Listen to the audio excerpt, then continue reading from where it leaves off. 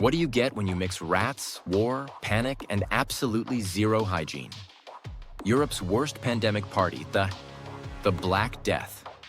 Between 1347 and 1352, this monster of a plague wiped out between 25 to 30 million people. That's like if half of Europe just vanished. And it all started with some Mongol traders, a couple of Genoese ships, and the worst souvenir ever.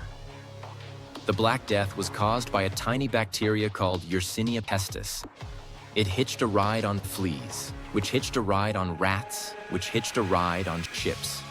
So yeah, if you thought Airbnb guests were bad, imagine hosting a plague. The most common form was bubonic plague.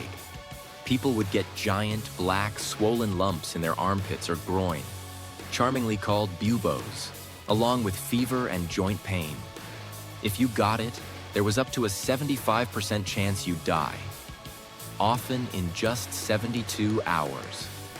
Oh, and there were also the pneumonic and septicemic versions, which were even deadlier. Europe in the 1300s was already in chaos. Famines, wars, and even a mini ice age. Basically, Earth was in a bad mood. Then the Mongols decided to catapult plague-infected corpses over the walls of the city of Kaffa. Yeah, that happened.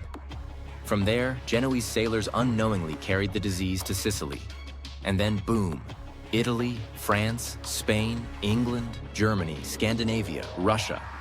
Like an unstoppable chain of doom, all thanks to trade routes and sheer panic. And the best part? When people tried to escape the plague, they spread it even faster. Nobody knew what was going on. Bacteria? Never heard of it. So naturally, people blamed comets, witches, Jews, and even God's anger. Some folks, like the flagellants, marched through towns whipping themselves. Spoiler alert, it didn't work. Meanwhile, art gave us the Grim Reaper, a skeleton on a horse swinging a scythe through humanity like a medieval lawnmower.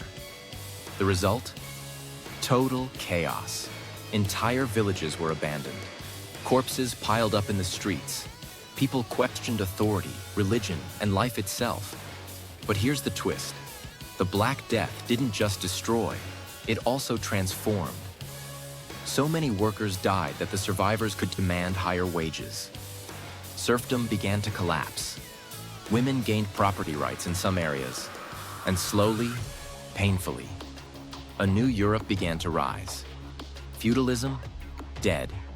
Old norms, shattered. The plague changed everything. The Black Death was history's deadliest plot twist, but it also rewrote the script of European society. So here's a question. What would have happened if the Black Death never hit? Would feudalism still exist today? Would Europe still be stuck in the Dark Ages? Drop your wild theories in the comments.